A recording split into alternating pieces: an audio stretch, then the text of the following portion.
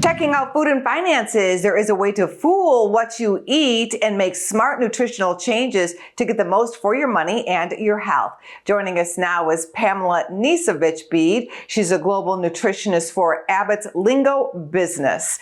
Thanks so much for being here. You are quite accomplished, running more than 30 marathons and authoring 6 books. And you have some simple science-backed ways to outsmart glucose spikes. Why is that important? A lot of times we eat foods and we're surprised about how our body reacts to them. So we thought, what are some foods that we love that we can just make some small tweaks and hacks to in a way that's more glucose friendly? And so why does glucose even matter? Glucose is one of the primary sources of energy for our body. Fuels our brain, fuels our muscle, really fuels our day-to-day. And it impacts our metabolic health.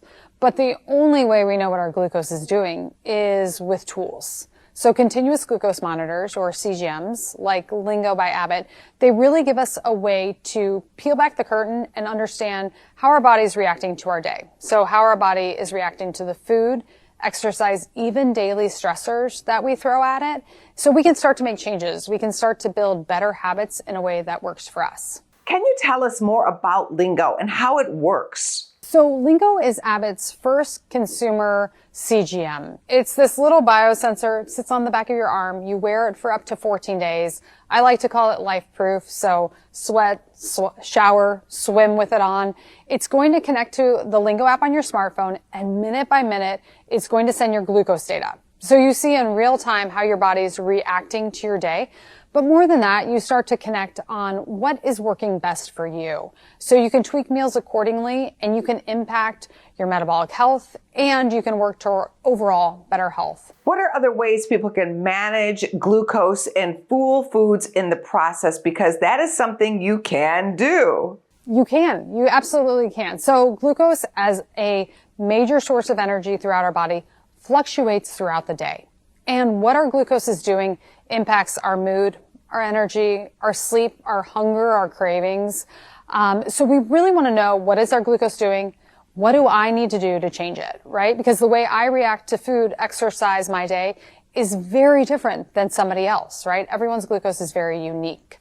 So you need to know, is your glucose on this roller coaster all day long and you can feel that? Or is it pretty steady and you can feel that too?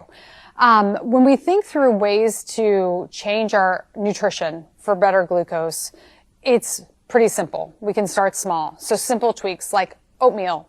A lot of us love oatmeal for breakfast, but this quick carbohydrate is going to send us on this glucose roller coaster. And maybe an hour later, we feel tired, we feel hungry again.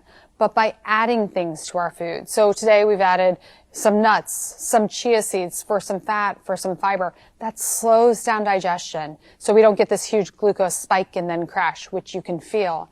Maybe it's adding in protein and fat to our toast, right? So rather than bland toast, we've added hard-boiled eggs, we've added some veggies, some avocado. So with protein and fat, you're going to feel fuller longer.